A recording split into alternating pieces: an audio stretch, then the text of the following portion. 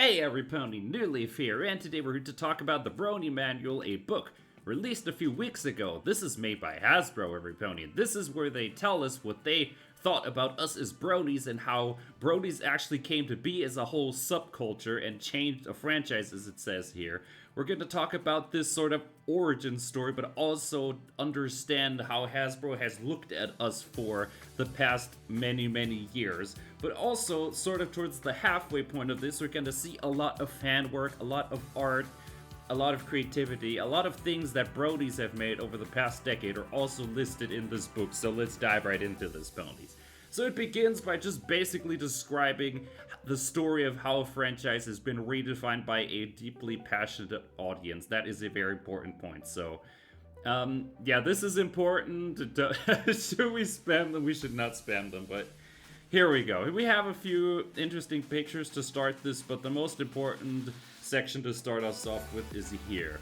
The word consumer is being defined because, as it says here and here, is this book captures a moment in time how in a short period of a few months, a children's animated series ignited a wildfire of brand sharing, and the consumer, being bronies, have done something that you don't usually expect your consumers to do. You don't expect your consumers of, you know, just about any product to create their own subculture, but it happened. It happened. And it is difficult because if you think about this from Hasbro's perspective, who's been selling these toys to little girls as their target audience for 30 years, this suddenly happening, of course, is a massive shock to them, and they don't expect it. So this is a big portion as to why this book exists, everybody. Let's see what they say here. There's different characters, stories, archetypes, as they create video mashups. So they talk about a lot of things that we as people have made, so all the creative work that we've done, Hasbro knows that we've been creative, and that is important. But everything starts with the timeline. This is talking about our beginnings, how in October 2010, the Hub was launched, and also when Friendship is Magic was released, and by 2011, in February, fans have been starting to create fan content from videos and all those things, but we're gonna take a look at some of those. This is another important section. People want to be immersed. That's the thing. People want to be part of the journey. They want to be part of the brand, of the product, of the cool things that they do, and carve out a role for themselves. But how do we accommodate them? That is tricky because Hasbro, of course, being, you know, the owner from a intellectual property, as it says here, they have the copyright of these things, and them figuring out how they're going to handle these people, of course, creating fan content is a difficult challenge and not so easy to be answered. And this book is supposed to show us not only how they emerge, but also sampling artwork and concepts and ideas generated by fans. And this is an interesting part. And we're going to see a lot of fan work in this towards the back half of this. A lot of stuff that probably was around before a lot of people even joined this fandom. So this is going to be exciting as hell. Okay. So here they show us a little bit about the fame, how we, you know, started to become more known as a fandom by the end of 2011. A really interesting rise. And look at this. Hasbro IP development. This is an important one. So official people were in on making this. So this is just sort of a graphic showing us this timeline, but the words here are important to us. It's starting with a short history on how everything started in October, and how only after 2 episodes, we have a new audience fueled by a new tightly knit online community of artists, fans, gamers, and other people who pride themselves with creating things. And what no one saw coming was the reaction. That's an important one, because no one expected the bronies. That's the thing. No one knew this was gonna happen, and that's what's important to review this, because think about this. If Hasbro wants to cater to us as bronies right now, they need to make sure that they've learned the correct lessons from this time period. This is a unique thing, and for them also a learning opportunity. So here we have a little bit of artwork. And, yeah, this is talking to us about bronies, this little thing, but here's a section we're gonna breeze through a little bit. This is the show My Little Pony Friendship is Magic described. Why is this not so important for us, but more important for Hasbro? Imagine you're some Hasbro employee who doesn't work that much on My Little Pony, but has to do like with one of the many brands that Hasbro has, you might need to understand first which actually is My Little Pony. And if you're, if you're watching this and don't know what My Little Pony is, you might want to watch the show. But yeah, let's just go further into this and breeze through this, where they sort of talk about the show. What is My Little Pony? Friendship is Magic. Of course, Lauren Foss being super important here. But they talk about the different characters, who's Twilight Sparkle, who's Spike, Applejack, all that. Of course, they have to introduce these concepts to people who have not worked on the show themselves, and that is important as well. So we can sort of rush through these. The Cutie Mark Crusaders, and this is where it gets a little interesting. The buzz, the fandom. P is for Pony and Phenomenon. We're going to talk about the whole concept of bronies as to how this developed. Of course, brony as a term is being described here because people may have not heard about this before if you're like internal with Hasbro. It's a gender-neutral term describing any older fans of the show. Very important. Then we're going down here even further. A new subculture is born. That is what bronies are. And yeah, this is interesting because people get influenced by these cultures. Here we have something written by, let's see, Sean, the operator of Equestria Daily, stated that if there were someone who have told me that he'd be writing pony blog 7 months ago, I would have called them insane.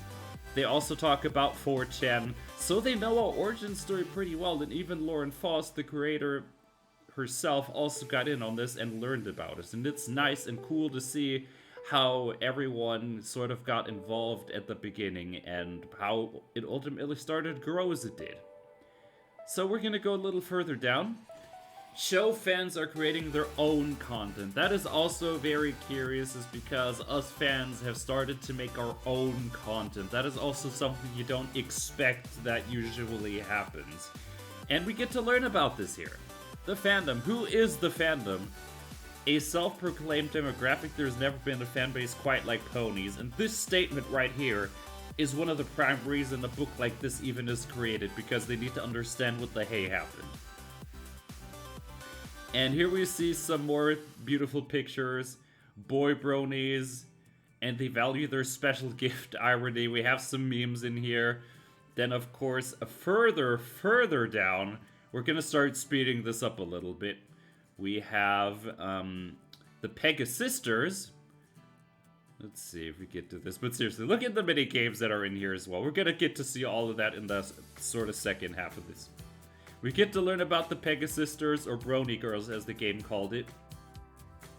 But it's interesting to see how they were able to describe this sort of accurately as to the different things that people do, the things we as bronies were into, the things that we liked. They knew about these things, and that is very curious and fascinating to see, to just understand how much they actually knew about us, because until something like this is released, you can only speculate what Hasbro thinks of us, but with something like this releasing, it tells us a little bit more about what they thought, you know? It's a cool thing to see. Look at the people having a good time. Let's see, we're going down a little further into another chapter that's important. Seriously, look at all these cool pictures. This is also an important element of the book. What is a meme? Memes themselves were just sort of on the rise back in the early 2010s. Memes were sort of like the new thing, so of course, they have to explain this to people at Hasbro, what the hey is a meme. And yeah, it's a piece of content creation, an idea that's passed along from person to person, changing and evolving along the way. A piece of content that is passed from person but does not evolve is considered viral content. It's very nice how they're able to distinguish these terms. And why is it important? Because a lot of the beginnings were memes. Something like this, literally from the very first episode. Yeah, this is pretty cool. Memes have been a big part of Bronies at the very beginning. Look at this. Look at some of this stuff. Fan character memes. This is another big one. We're gonna sort of go over this, but what this is trying to tell us is that there's a lot of characters in the show have become focus points for memes themselves. We have to start with the most obvious. Derpy literally became a meme during the very first episode because of the googly eyes. Then further down we have seriously, look at this, look at the fan content. This is so beautiful. We have DJ Pwn 3 vinyl scratch. Also the crazy DJ mixing pony, that's also sort of curious, also very popular. And ponies, just to, oh look at that, Dr. Who's also another interesting one. But if you want one episode in My Little Pony that talks about all these fan creators, the memes, and that really shows you that Hasbro has been paying attention to us, watch episode 100 of My Little Pony. It is filled with memes and references that the fandom has created. Let's see. Dr. Who's was important. Yeah, we're gonna sort of speed up a little bit. We have Lyra and Bon Bon, very famous together as a pair. They've also did make those official towards the end of the series, or not series, but G4. Trixie, G4, SG is also super important. Stephen Magnet, I didn't even know Stephen Magnet was super big back then. Apparently, he was too. So we've already made it to the halfway point. Here's Big Mac. Big Mac also super important. Yeah, there's been some interesting references, but I think we're starting to sort of deviate into the fandom creations.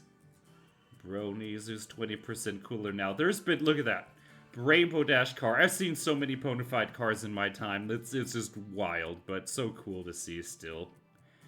And ponies, there is a section about games, of course, and that pertains to me being a gamer and the channel being a gamer channel as it is. What does it say there? Look, there's like a word there. There's a word there. Am I going crazy? There's definitely text on that. Brohoof, of course, the meme of all memes. Welcome to the herd. Look at this. The mustache. I think that was sort of important as well. Look at this. I must toss you a question. What the heck? Yeah, ponies, this has sort of started to deviate in the meme and artist section, and I guess this has become sort of a react at this point, but it's cool. Fan comics is also a super important one. A lot of fan comics have been created. And let's see, maybe some people recognize their own artwork in here, I don't know, but this is why I want to do something like this, is to just showcase all of those things that Hasbro actually knew about was happening. We have another comic, and here's an important one. Let's see if it comes on. Yes, ponies, I did go over this briefly, so it wouldn't be clueless. Here we have the first sort of peek at games. They had role-playing games Hasbro knew about, we were making them. Digital sets that we have what sort of looks like role-playing with My Little Pony. Another, what is this? Yeah, this is another RPG game. Models. I think Legends of Equestria also sort of came out of this early time period, or its predecessor even. We have models. Look at this, we have a Rainbow Dash airplane, which is fine. Pinkie Pie cars. Look at this stuff. I don't even know, well, is that the party cannon? That's probably the party cannon. And here we go, Minecraft. Minecraft, a big thing. Of course, Hasbro also knew about those things. Look at this, they knew about some of the creations on Minecraft servers. As someone who spent so much time on pony-themed servers, this is something that resonates with me. I spend a lot of time this way. What? Look at that. It actually recognizes some of these as letters. That's sort of cool, but seriously, look at this. I made a lot of art and maps just dedicated. Look at this. Pony-themed stuff. This is cool. We have a Ponyville-themed server. I'm pretty sure there are still servers like this out there. Fanworks. Look at this. That's beautiful, actually. Look at this. Fluttershy pixel art, also cool. And this is, I think, Gary's mod. And as someone who plays TTT on a regular basis with ponies, this also resonates with me. Also have more fan games like these. What is this even? See, a lot of this may not have even been released. A lot of the games in the early stages of the fandom have just been outright cancelled or never released or stopped by Hasbro. So, it's interesting to see still what has gotten lost. Look at this, Fighting is Magic, also a very controversial thing that Hasbro knew about. And, I'd say the controversial thing being Hasbro ended it, but it's difficult, ponies. Let me explain this, because corporate world, as someone who works there, corporate can be complicated. And if you think about it, Hasbro has tens of thousands of employees, and one person in the legal department and another person in the marketing department doing two different things may not ever know about each other even existing. So internal communication about something like this can be really difficult to manage appropriately, everybody. Let's go. Oh, look at this. Look at the beautiful Minecraft settings. Then we have the different colors. Ooh. I think this is getting into the art section. Oh, look at that. Anthro characters, also an important one. Equestria girls also did super well, better than people expected. And, we get to see some of that artwork as well. Look at this. We have the main 6 as various pop culture characters. We have, look at this. This is sort of cool, isn't it? Does make you wonder how old some of this really is. Yes, look at this. Look at the Equestria girls. That is something that we haven't even seen for G5. If something like that happens, maybe G6 is gonna have more on this, I don't know. But speaking of G6, there's been some things I've been given, a certain document that I've also found that we're also gonna explore to give us a peek at what's gonna happen for G6. If you want to see us go through that, just subscribe, like, comment, we're gonna talk about that sooner. Look at that, Twilight. Twilight's always been a favorite, because literally also an egghead like me. She literally taught us that the square root of 546 is 23.366642891009, so what do I know, right? Look at that, Rainbow Dash. Then we have... Yeah, I think at this point we're just sort of speeding up a little bit. But it's just interesting to see just how diverse the art content is. I wonder if some people have got to recognize their own stuff in this document. There's no chance. Applejack. Then we have Pinkie Pie. Jeez, we're already almost at the end of this anyway. Fluttershy. Wow, look at some of this stuff though. This is cool. More Fluttershy. Rarity as well. Rarity got a bunch of art. Let's see who else got a bunch of art. Let's see. Let's see what else we can find in this. Yeah, even if this book is 237 pages, the majority of it is just pictures, so it's pretty easy to explore. If you want a download link, the description has you covered. We have the CMCs. We have Big Macintosh also getting... What is that from? What game is this from? I see this. What is this from? Big Macintosh is a rideable horse. A lot of questions about that. We have the princesses. We have Princess Luna, Princess Celestia, also very important. And this is sort of the gallery. A few more pictures of different kinds of art styles. We have figurines. Let's see, we have a lot of arts from the beginning of the book as well. Octavia, a lot of other fan creations. Very curious, but I think Ponies, with that, we're pretty much... Look at that, that's pretty wild. But I think with that, we're pretty much at the end of this book. Oh, this is from League of Legends. I played that game a bunch. Look at that. Should we play that on the channel? No, maybe. League's kind of become old. But I think, Ponies, with that, we've literally made it to the end of the game. Wait, what the heck is that? Is that 3 versions of Big Macintosh? What the hell am I looking at? What is this? Oh, this is cool. There's also radio stations that started back in these days. It's an interesting time and an interesting journey to make in the past. But I think this is the last page of it. Look at this. This is so beautiful.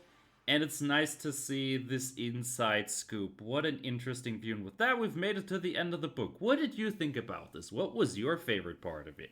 Tell us about it in the comments. Anyway, Ponies, with that, I thank all you lovely ponies so much for watching, and I will see you next time. Bye-bye. Remember, ponies, dig into history and you might find treasures, I say.